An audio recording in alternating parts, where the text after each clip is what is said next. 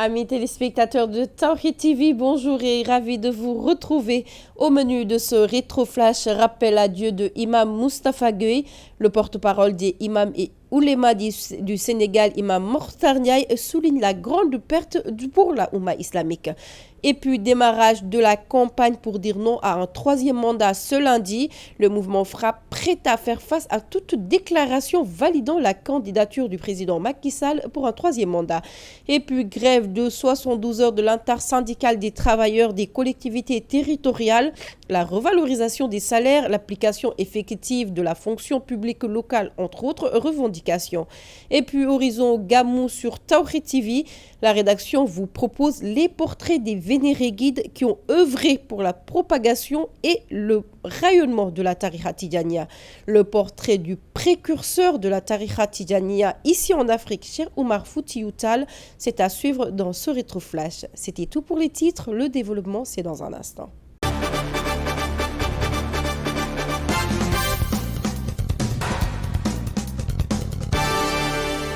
Bienvenue à tous, c'est par une triste nouvelle que nous démarrons ce rétroflash. L'ancien animateur de l'émission religieuse Lettres musulmanes de la RTS, Imam Moustapha Gueye, a tiré sa révérence.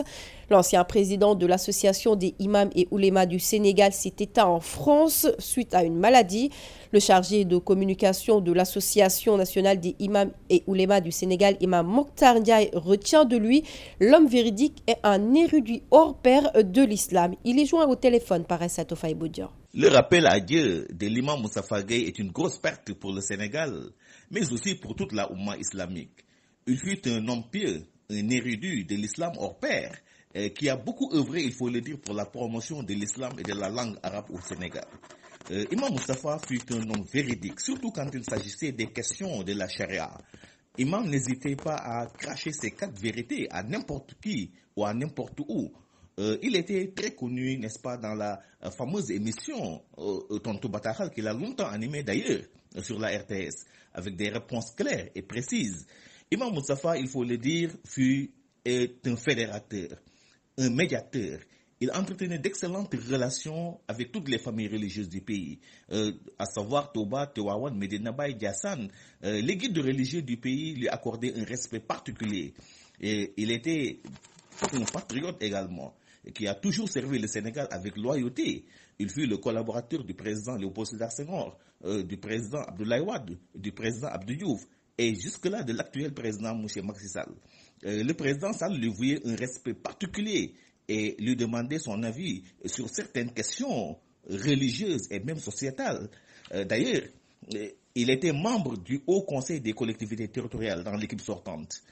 Imam Moustapha était jusque-là également le président de l'Association nationale des imams et oulémas du Sénégal et président des qadis qui sont dans les tribunaux du pays. Donc, c'est une grosse perte, comme je l'ai dit tantôt, pour le Sénégal et pour toute la Oumma islamique. Et nous présentons nos condoléances à sa famille d'abord, au chef de l'État et à toute la Oumma islamique. Que le Tout-Puissant Allah subhanahu wa ta'ala l'accueille en son paradis Firdaus. La rédaction et toute l'équipe de Tawhid TV présente ses condoléances à toute la Oumma islamique. Et puis sachez que le troisième mandat revient au fil de l'actualité. En effet, le mouvement FRAPP France Dégage a tenu ce lundi une déclaration de presse pour égrener un chapelet de considérations qui rendent impossible la candidature du président Macky Sall pour un troisième mandat qu'il juge illégal et illégitime. Les membres du mouvement ont démarré ce lundi leur campagne pour marquer leur désaccord pour un troisième mandat. Les propos de Alun Ibn Abou Talib, chargé du recrutement et du redéploiement au FRAPP, que nous écoutons. Considérant que tous les actes que le président Macky Sall pose montrent qu'il veut imposer au peuple sénégalais sa troisième candidature illégale et illégitime. Considérant la nomination récente d'un Premier ministre qui faisait l'apologie de la non-limitation des mandats au profit du président Macky Sall et l'interdiction le même jour par le préfet de Dakar d'un concert pour la limitation des mandats. Considérant que cette problématique du troisième mandat avait causé plus d'une dizaine de morts en 2011 au Sénégal et provoqué des troubles électoraux mortifères dans plusieurs pays africains. Le FRAPP, en toute responsabilité, démarre aujourd'hui la campagne contre le troisième mandat du président Macky Sall, dénommé Macky dégage, Gor Tchawarja 2024, c'est fini. Lance un appel à la jonction de toutes les forces vives du Sénégal pour faire barrage au projet anticonstitutionnel du président Macky Sall. Macky dégage, Gor Tchawarja 2024, c'est fini, a comme contenu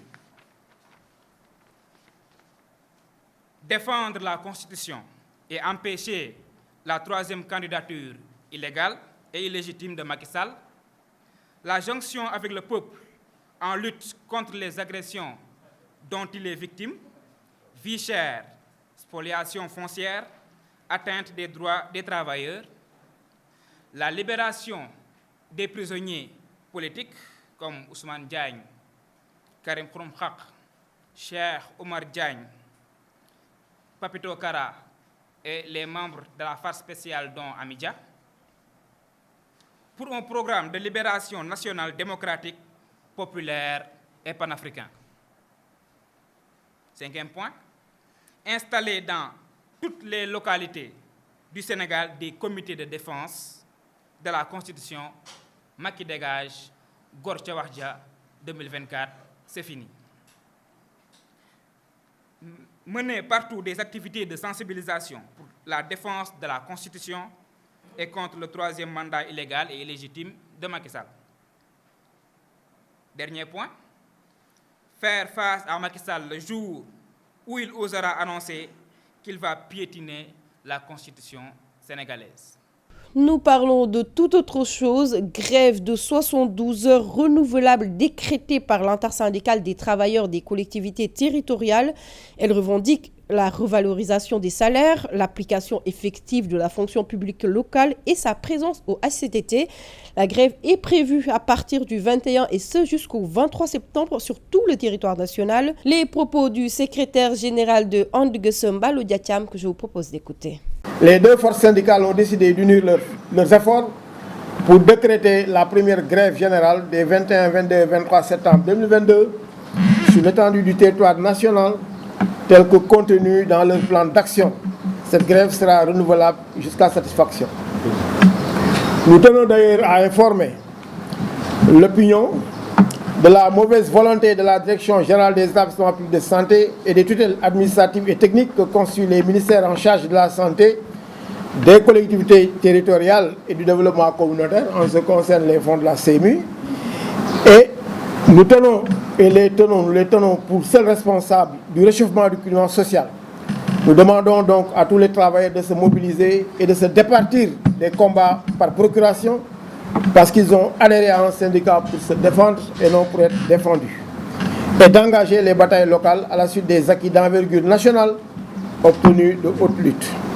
Nous exigeons la réparation sans délai de cette injustice infligée à ces agents du service public local, œuvrant à la satisfaction quotidienne des besoins des populations, car les travailleurs ont tous les mêmes droits et subissent tous les effets de la cherté de la vie. Et puis, Horizon Gamou sur Tawhid TV, comme à l'occasion du Magal de Touba. La rédaction vous propose, à l'occasion du Gamou prévu en octobre, de vous dresser les portraits des vénérés guides religieux qui ont œuvré pour la propagation et le rayonnement de la Tariqa Tidjania. Pour ce nouveau numéro, Alioune Badara Diack nous dresse le portrait du précurseur de la Tariqa Tidjania, Cheikh Omar Foutiyou Tall. Le voici. Né entre 1794 et 1797 à Loire, El Hadj Omar, de son vrai nom Omar Foutiyou, est le fils de Seydou Tall et de Sokhna Adama Aïssat Thiam. Il est le quatrième fils de son père, issu d'une grande famille de notables et chefs religieux. Il a commencé à approfondir sa connaissance de l'islam grâce à Abdel Karim, lettré musulman, originaire de Fouta Djallon, membre de la confrérie Tijaniya. Né à Alouar, dans le Fouta Toro, dans l'actuel Sénégal, entre 1794 et 1797, il a fondé un empire toucouleur musulman sur le territoire de ce qui est aujourd'hui la Guinée, le Sénégal, la Mauritanie et le Mali. À 22 ans, El Hadj Omar entreprend le pèlerinage à la Mecque. Il se déplace ainsi entre le Caire, la Mecque, la Médine et Jérusalem. Il séjourne quelques années à Médine, ce qui lui permet d'approfondir ses connaissances du Coran, de la culture coranique et de l'arabe. Pendant son séjour dans les lieux saints de l'islam, El Hadj Omar Foutiyou fait la connaissance du calife Cheikh Mohammed al-Ghazali, disciple d'Ahmad al-Tijani, qui va exercer sur lui une influence déterminante. Son professeur lui décernera le titre de Khalif des Tijan. C'est donc auréolé d'un prestige certain que El Hadj Omar Foutiyou Tall va au Soudan en passant par le Nigeria, puis le Mali. Il se rend en Guinée avant de retourner au Fouta. Mais au lieu de s'y fixer, El Hadj Omar revient vers le sud et fonde Dinguiraye, jetant ainsi les bases d'un vaste empire musulman. Sa pensée religieuse s'affirme de plus en plus.